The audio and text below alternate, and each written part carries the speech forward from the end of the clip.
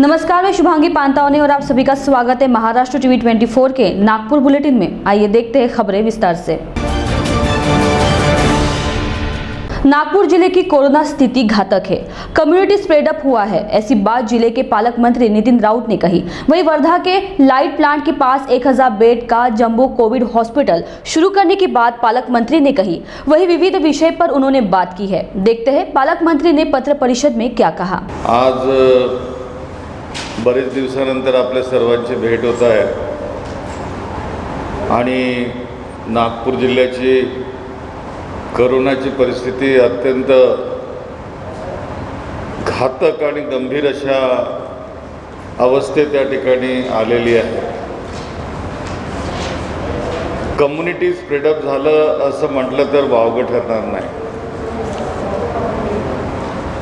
परंतु राज्य प्रशासन म्हणून आम्ही सर्व प्रकारच्या खबरदाऱ्या या ठिकाणी घेत असतो आणि त्या घेऊन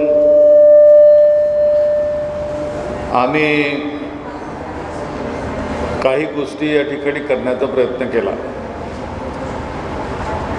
राज्यात काय चाललंय, केंद्रात काय चाललंय मला त्याची कल्पना नाही, पण नागपूर जिल्ह्यामध्ये विरोधी पक्षाच्या सर्व लोकांना विश्वासात घेऊन त्यांच्याशी चर्चा करून,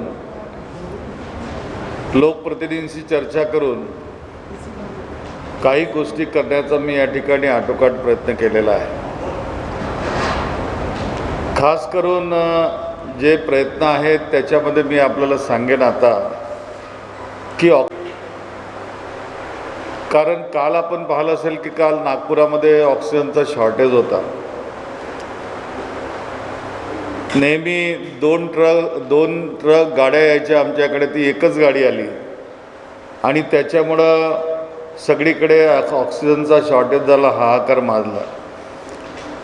त्यामुळं त्याच्यावर प्रयत्न काय करायचे, ऑक्सिजनचा आपल्याला लागणारा ऑक्सिजन याच्या पुढे सुद्धा, म्हणून लॉइड स्टील वर्धा प्लांट इथे जे आहे त्या ठिकाणी तज्ञ चमू पाहणी करण्यासाठी पाठवलेली आहे आणि त्या ठिकाणी ऑक्सिजन मोठ्या प्रमाणात उपलब्ध आहे।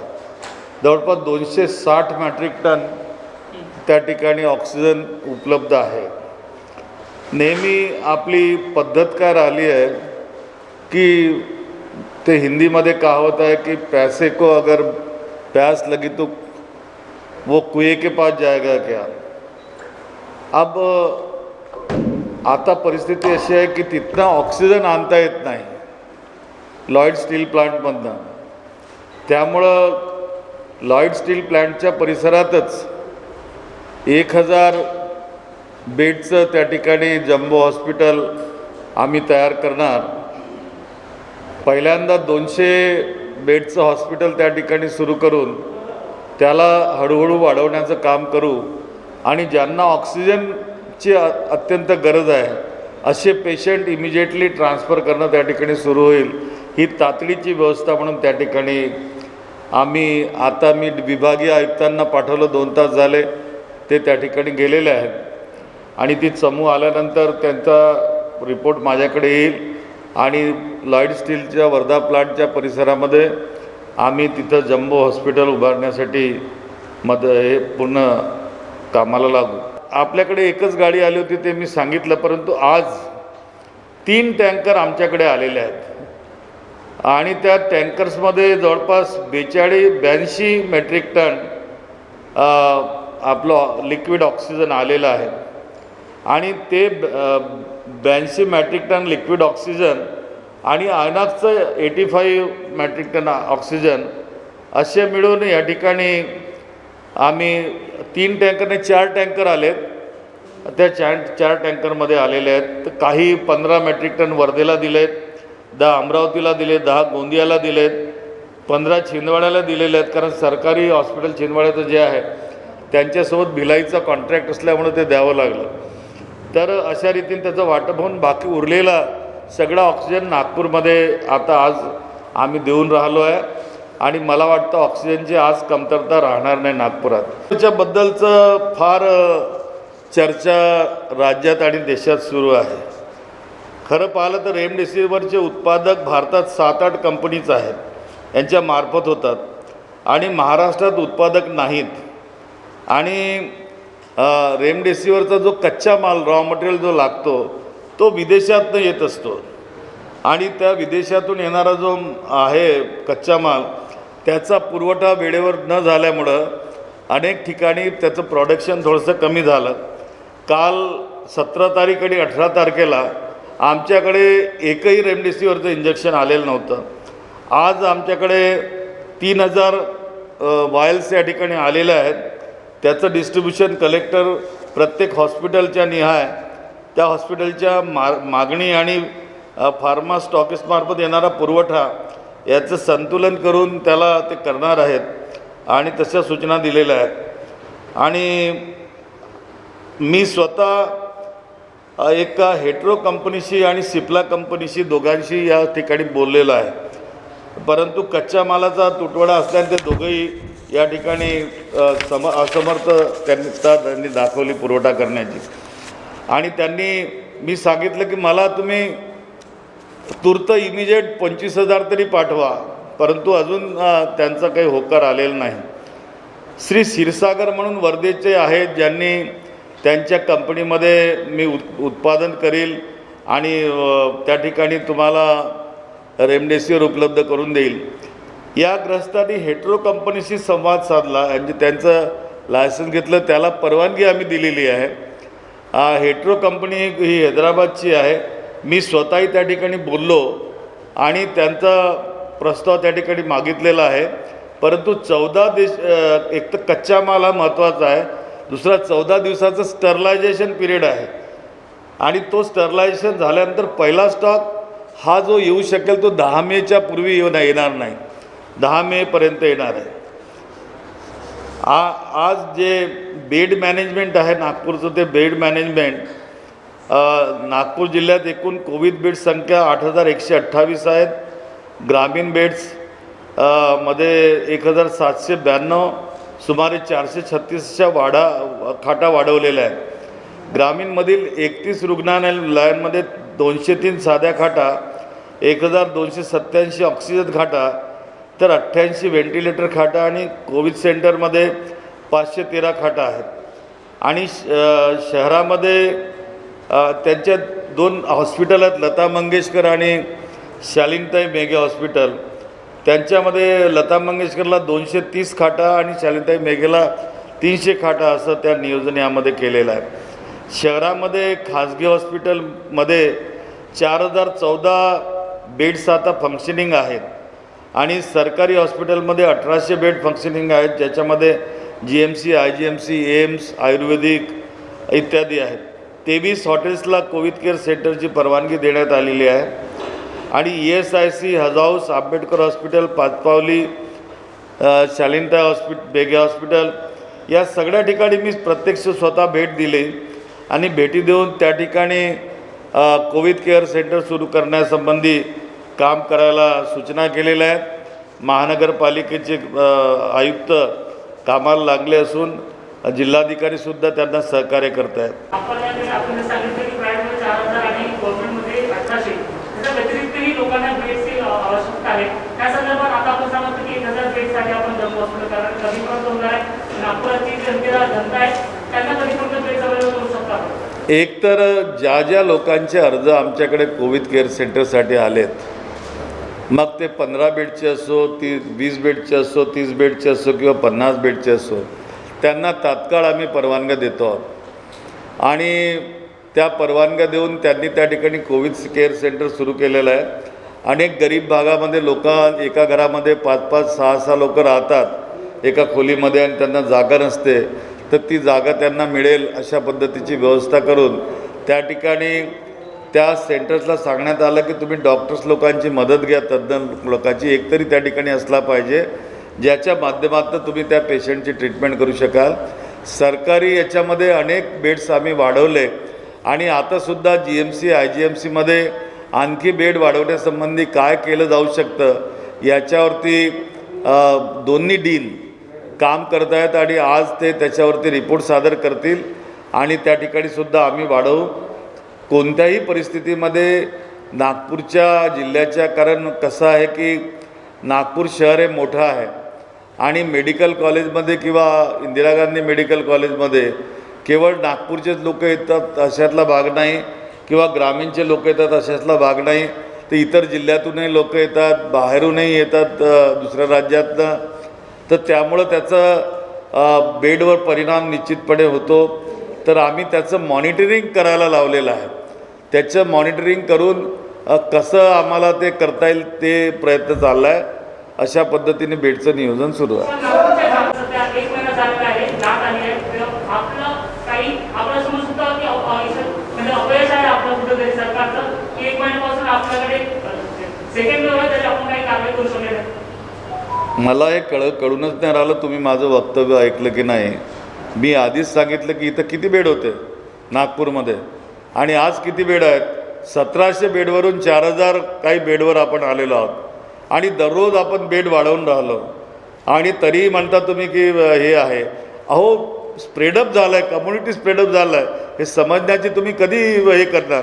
निगेटिव्ह बातम्या बनवण्यापेक्षा तुम्ही लोकांनी पॉझिटिव्ह बातम्या बनवण्याचा प्रयत्न केला पाहिजे आणि पॉझिटिव्ह बातम्या बनवाल तेव्हाच लोकांना कुठेतरी वाटेल की आपण काहीतरी करतो आहोत आणि ते करण्याचं काम केलं पाहिजे. मी तुम्हाला सांगतो, ताब्यात अनेक हॉस्पिटल आम्ही घेतलेत, त्याचे सगळ्यांचे मिळून बेड सांगितलेले आहेत मी या ठिकाणी.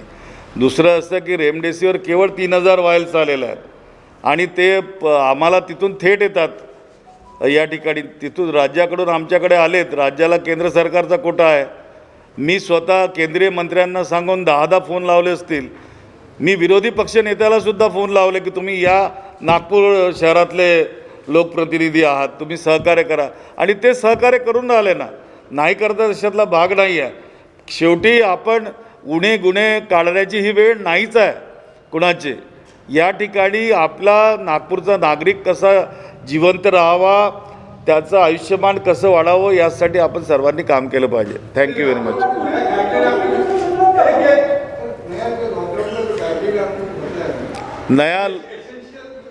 नया लॉकडाउन का गाइडलाइन आज रिलीज हो जाएगा शाम को. महानगर पालिका आयुक्त के वो अधिकार है और वो रिलीज़ करेंगे और उसके मुताबिक नए गाइडलाइंस लागू तक 1 बजे तक 7 बजे से दोपहर को 1 नहीं. दवाइयाँ चलेगी 24 घंटा क्योंकि दवाइयाँ का तो विषय अलग है, लेकिन बाकी किराना वगैरह जैसी जो शॉप्स होती है उसका ये है कुछ टाइमिंग.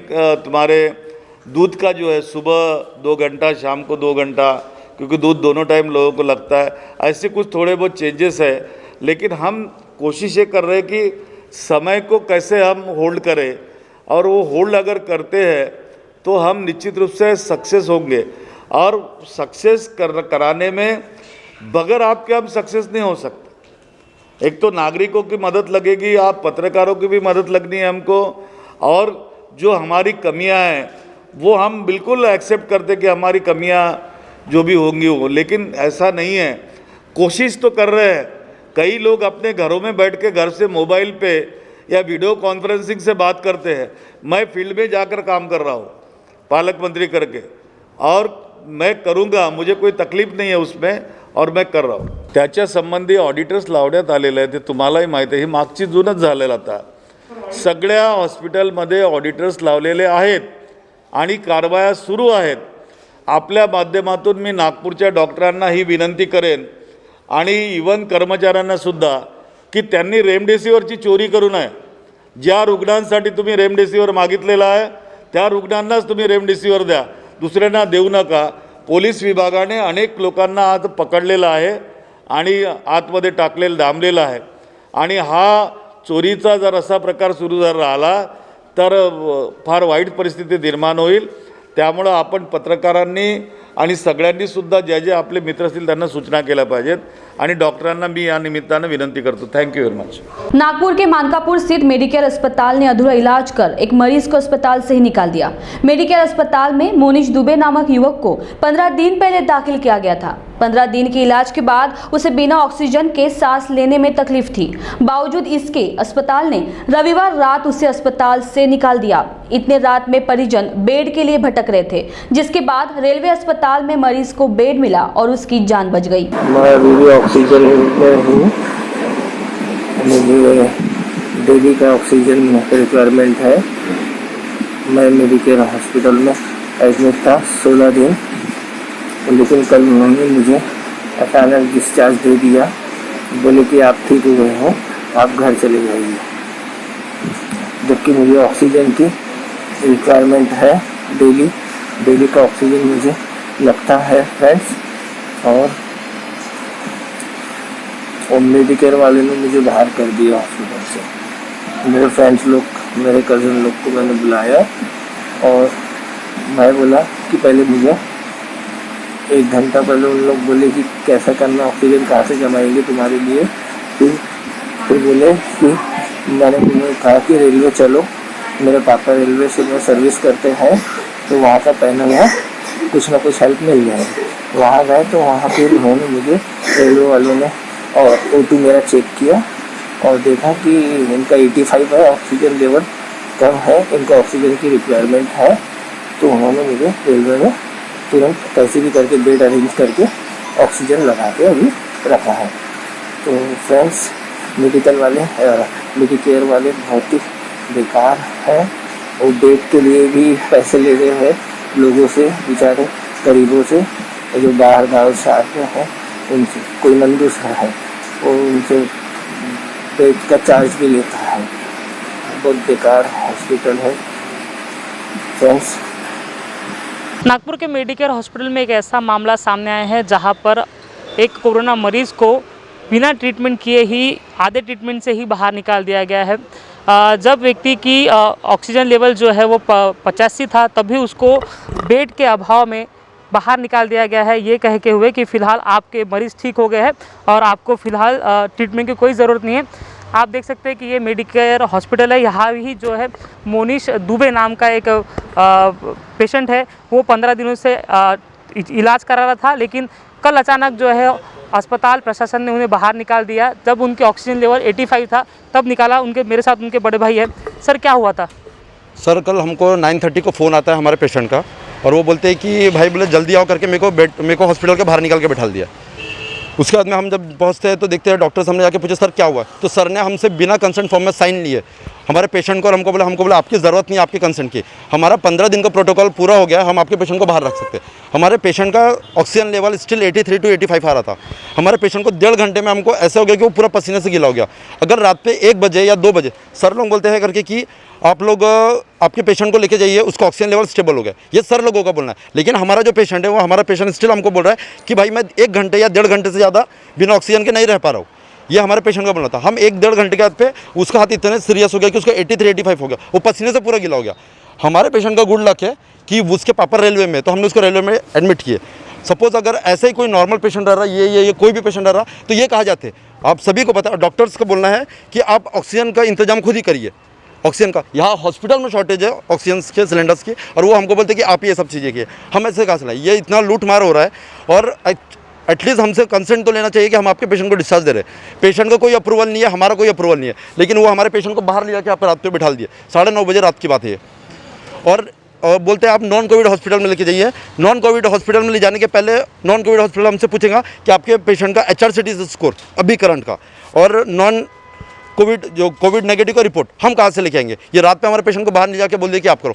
सपोज रात पे 1-1.5 बजे और उसको तबियत खराब हो जाता, तो वो कहा जाता है। अभी रात में आपने कहाँ उनको लेके गए? क्या बेड अवेलेबल मिला पूरा नागपुर में? क्या बताएं? सर, कल हम रात भर हम लोग ने यहाँ पे उसका तकलीफ किया। रात के 10 बजे हम लोग ने दयाशंकर तिवारी जी से हमने बात की, हमारे छोटे भाई ने, तो उन्होंने बोला आप पोस्ट कोविड सेंटर पचपौली का वहाँ ले जाके बोले कि आपका पेशेंट अगर यहाँ पे आता है O2 बेड में, तो ये मौत कम हुए, क्योंकि ऑलरेडी 15 दिन में इन्फेक्शन से बाहर आ रहा है, अब वापस से इन्फेक्टेड पीपल्स के बीच में उनको लेके आ रहे हो।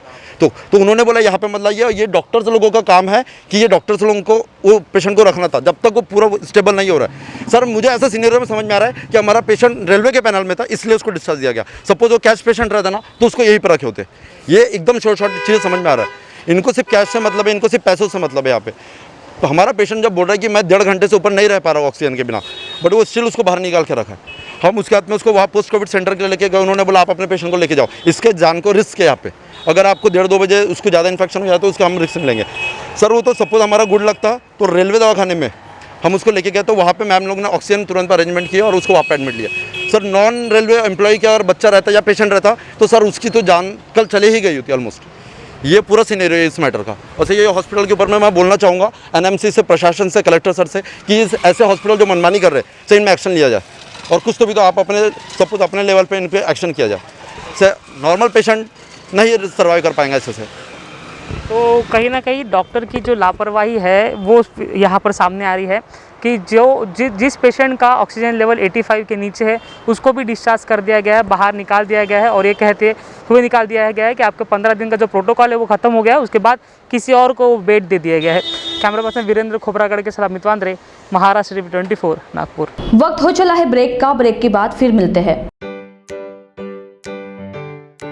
आम जनता को बड़े पैमाने पर मेडिकल सहायता पहुंचाने के उद्देश्य की पूर्ति हेतु और खासकर कोरोना मरीजों के लिए होप ग्रुप ऑफ हॉस्पिटल द्वारा टेकानाका कामठी रोड स्थित होप हॉस्पिटल और आयुष्मान हॉस्पिटल रामदासपेट के माध्यम से आरोग्य सेवाएं प्रदान की जा रही है। इसीलिए होप हॉस्पिटल के डायरेक्टर डॉक्टर BK मुरली और उनकी टीम ने अनोरा नामक ऐप और वेबसाइट की निर्मित की है। हमारे यहाँ रियायती दरों पर सभी स्तर के मरीजों को घर पर ही चिकित्सा सेवा उपलब्ध कराई जाती है। जो लोग टीका लगाना चाहते हैं कोरोना वैक्सीनेशन का, वो इस ऐप से अपॉइंटमेंट बुक करा सकते हैं। जो भी अमाउंट है आप दे सकते हैं। हमारे पास दी जाने वाली उपलब्ध सेवाओं का आपको लाभ मिलेगा, जिसमें घर पर ही चिकित्सा सेवा, ब्लड सैंपल कलेक्शन उपलब्ध, जच्चा बच्चा चिकित्सा सुविधा उपलब्ध, कोरोना का घर पर टीकाकरण सेवा उपलब्ध, घर पर ही अस्पताल की तरह चिकित्सा सेवा उपलब्ध, घर पर विशेषज्ञ डॉक्टर विजिट उपलब्ध, आहार विशेषज्ञ की घर पर विजिट उपलब्ध, मधुमेह पर विशेषज्ञ डॉक्टर की होम विजिट उपलब्ध, नर्स सेवा उपलब्ध, फिजियोथेरेपिस्ट विशेषज्ञ की घर पर सेवा उपलब्ध, बुजुर्ग व्यक्ति की और मरीजों की घर पर चिकित्सा सेवा उपलब्ध, कोरोना की घर पर ही चिकित्सा सेवा उपलब्ध। यह सभी सेवाएं आपको मिल सकती है सिर्फ एक क्लिक पर। 24 घंटे ये सेवाएं उपलब्ध है हमारे अनोरा ऐप और वेबसाइट के माध्यम से। अनोरा ऐप जो आप प्ले स्टोर से डाउनलोड कर सकते हैं। आपातकालीन स्थिति में आप अनोरा की मदद से अनहोनी होने से टाल सकते हैं। तो विजिट कीजिए हमारे वेबसाइट पर। हमारा पता है Ayushman hospital 4th floor, Shrivardhan complex, Ramdaspeth, Nagpur. Hope hospital, Tekanaka Kamptee road, Nagpur. Break के बाद स्वागत। देखते हैं आगे की खबरें। नागपुर जिले को आज रात 8 बजे तक 1000 रेमडेसिविर इंजेक्शन देने के आदेश। मुंबई उच्च न्यायालय ने रेमडेसिविर के वितरण पर राज्य सरकार को फटकार भी लगाई और नागपुर के साथ भेदभाव न करते हुए नागपुर को 10,000 रेमडेसिविर इंजेक्शन देने के आदेश दिए हैं। इस विषय पर सेंटर पॉइंट के डॉक्टर शिशिर कोल्हे ने सिविल याचिका दायर की, जिसकी पैरवी एडवोकेट तुषार मंडलेकर ने अपना पक्ष रखते हुए नागपुर की स्थिति उच्च न्यायालय को बताई, जिसके बाद न्यायालय ने राज्य सरकार को आदेश दिए हैं कि राज्य सरकार नागपुर को 10,000 रेमडेसिविर इंजेक्शन पहुंचाए। नागपुर में जहां रेमडेसिविर इंजेक्शन के लिए जनता को कोर्ट का रास्ता खटखटाना पड़ रहा है, वहीं कोर्ट ने अभी नागपुर के लिए 10,000 रेमडेसिविर इंजेक्शन देने के आदेश राज्य सरकार को दिए हैं। इसकी पिटीशन जो लड़ रहे थे तुषार मंडलेकर, एडवोकेट तुषार मंडलेकर हमारे साथ मौजूद है। सर, क्या आदेश हाईकोर्ट ने दिया है राज्य सरकार को? देखिए, पिछले 7 दिनों से हमने देखा है कि नागपुर शहर में कोविड-19 से जूझने वाले सब नागरिकों को जान का खतरा बना हुआ है और 100 लोग रोज़ मर रहे हैं। इस प्रकार रेमडेसिविर इंजेक्शन, टॉसी इंजेक्शन और ऑक्सीजन नागपुर में नहीं मिल रहा है और शासन प्रशासन, राज्य सरकार ये देने के लिए नागपुर में असमर्थ है। कई नागरिक, हॉस्पिटल के मालिक और डॉक्टर्स हमारे पास आए।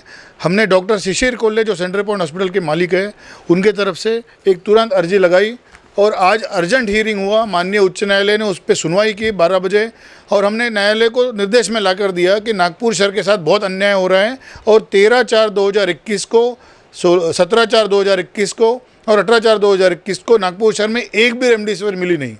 120 हॉस्पिटलों में 8,250 बेड फुल जाते हुए भी नागपुर में रेमडेसिविर का इंजेक्शन नहीं मिला और लोग मर रहे हैं। ये हमने उच्च न्यायालय में आर्ग्यू किया। उसी प्रकार से हमने ये भी बताया कि ठाणे कलेक्टर ने 2600 बेड होते हुए भी 5200 रेमडेसिविर इंजेक्शंस ठाणे शहर में 16/4 को अलॉट किए और उसी दिन नागपुर शहर में सिर्फ 3300 इंजेक्शन अलॉट हुए, जबकि 8250 बेड्स है। तो ये जो डिस्क्रिमिनेशन नागपुर शहर के साथ किया गया है राज्य सरकार ने, ये हमने पॉइंट आउट किया। नागपुर में ऑक्सीजन नहीं मिल रहा है, रेमडेसिविर नहीं मिल रही, टॉसी इंजेक्शन नहीं मिल रहा है, ये सब हमने बताया। माननीय उच्च न्यायालय ने दोनों तरफ से सुन लिया और उन्होंने बोला कि ये बहुत गंभीर समस्या है। राज्य सरकार ने इस प्रकार का डिस्क्रिमिनेशन किसी भी शहर के साथ, किसी भी नागरिक के साथ नहीं करना चाहिए। और हमने आर्ग्यू किया कि इक्विटेबल डिस्ट्रीब्यूशन होना चाहिए।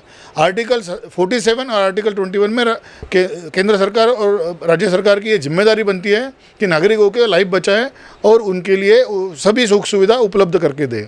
तो राज्य सरकार ने आज राज्य सरकार को माननीय उच्च न्यायालय ने निर्णय दिया है कि 10,000 रेमडेसिविर आज रात तक नागपुर शहर में पहुंचने चाहिए और पेशेंट्स को बचाना चाहिए। राज्य सरकार एक और कह रही है कि इसका प्रोडक्शन महाराष्ट्र में नहीं होता है, ऐसे में 10,000 इंजेक्शन जो हाईकोर्ट ने आदेश दिया है, आपको लगता है कि राज्य सरकार वो पूरा कर पाएगी? और जब आपने आर्ग्यू किया तब क्या राज्य सरकार के वकील ने इसका विरोध नहीं किया? राज्य सरकार के वकीलों ने बहुत विरोध किया, लेकिन हमने यही बताया गया कि जब पिछले 7 दिन में 3 दिन नागपुर में एक भी रेमडेसिविर इंजेक्शन नहीं मिला, इसका मतलब नागरिकों की सुरक्षा करने के लिए राज्य सरकार विफल हो गई है। उनका कॉन्स्टिट्यूशनल ड्यूटी बनता है आर्टिकल 47 में, आर्टिकल 21 में, कि जो नागरिकों के लिए उन्होंने सुरक्षा देना चाहिए, उनकी लाइफ बचाना चाहिए। माननीय न्यायालय ने राज्य सरकार को बहुत अच्छी तरह से डांटा है। उन्होंने बोला है कि इस प्रकार का डिस्क्रिमिनेशन सहन नहीं किया जाएगा और इक्विटेबल डिस्ट्रीब्यूशन ऑफ इंजेक्शंस होना चाहिए।